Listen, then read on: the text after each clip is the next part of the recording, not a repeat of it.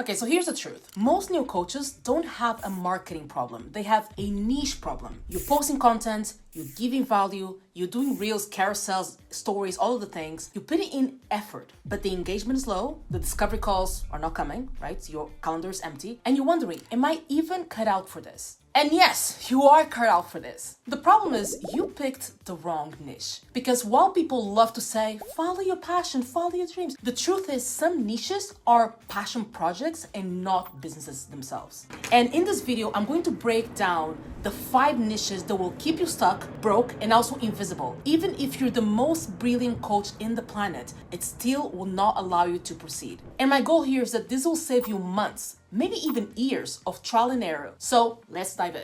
Okay, so let's do this. Type of niche number 1, the too broad to buy niche. But let me give you some examples of what this looks like. I help people live their best lives. Or I help women step into their power. They all sound very nice, right? They sound inspirational. But here's the thing. If your niche sounds like a quote from Pinterest, you're not in a business. It's a slogan at best. Let me tell you why this niche doesn't work. Because it doesn't name a specific person. It doesn't address a specific problem. It doesn't lead to a clear desired outcome. 1, you can't sell transformation without clarity. 2, people don't buy power. They buy relief, progress, and results. And you fix this by asking yourself, who exactly am I helping? What specific problem are they aware of? What specific problem are they not aware of? What do they want on the other side? And let me give you just some examples of a transformation. Instead of saying, live your best life, say, I help high-achieving women stop overthinking and build real self-trust so they can finally enjoy the success. That's clear, that's buyable. There's a specific sense of exactly what is the goal that you're going to help them achieve. One thing that I always say is people do not buy coaching for vibes. Right? People seek coaching just like any other service-based business because they have a problem that they want to fix. If your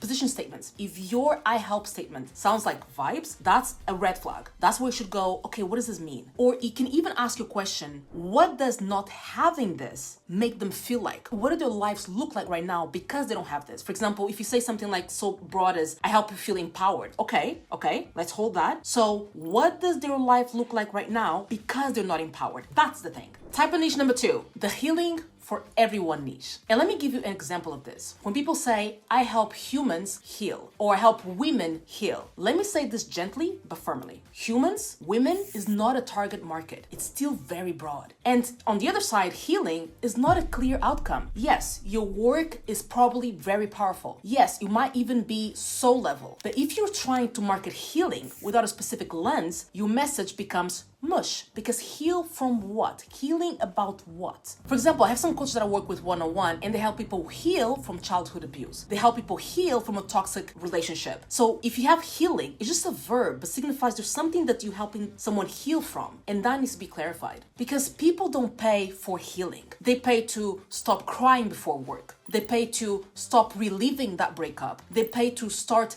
sleeping through the night again. If your niche sounds like a journal entry, it won't convert. So the way that you fix this is by anchoring the healing in a real life situation that your client is actively struggling with. So for example, instead of saying I help humans or women heal, you say I help women who have gone through divorce rebuild their identity and confidence so they can finally move forward. Now we're speaking their language. Now let's move on to niche number 3, the no one pays for this niche. An example of these are I help people connect to their soul purpose, or I guide creatives through expansion, or you say I support women in embodying their divine feminine. Listen, these are all beautiful missions, but your niche isn't your purpose. It's your positioning. And if your dream client doesn't know what it means, if they don't see the value in it, or if they don't think that it solves your problem, they're never going to pay for it. So you can still bring all your magic, all your spirituality, all your tools into your coaching. Just don't lead with that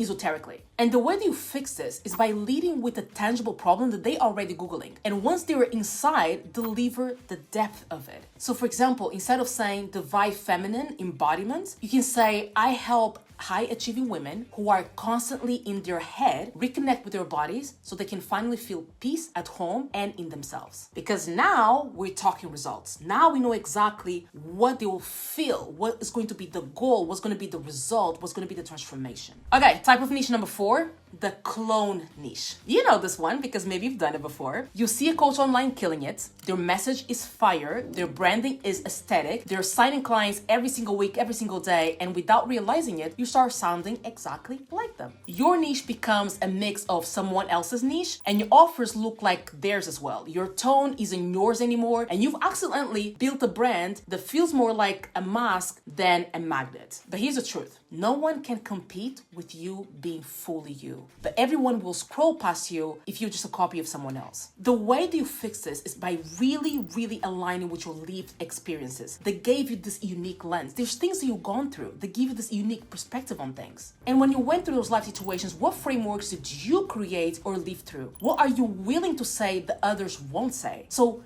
what I always tell people is that sometimes you're trying to help you 5 years ago. So speak from that lens. So for example, instead of saying, I help ambitious women break free from burnout, which is what everyone is saying out there, you just sound like a broken record, say something more specific. You can say, for example, I help corporate women who feel like they're silently drowning, build emotional resilience and boundaries so they can finally breathe again. Same market, same outcome, but a unique flavor. Okay, so let's move on to niche number 5. And this is the feel good, but low ticket niche. Some niches feel good to market, but they don't command premium prices. For example, when you say, I help people cultivate more joy, or I help people build morning routines, or I help you improve self-awareness. Again, all noble goals, but here's the business reality. If your niche solves low-stake problems, you'll attract low-investment clients. Because there's no pain on staying the same, no urgency to change, so no big transformation tied to it. And the way that you fix this is by expanding the context and consequence of the problem.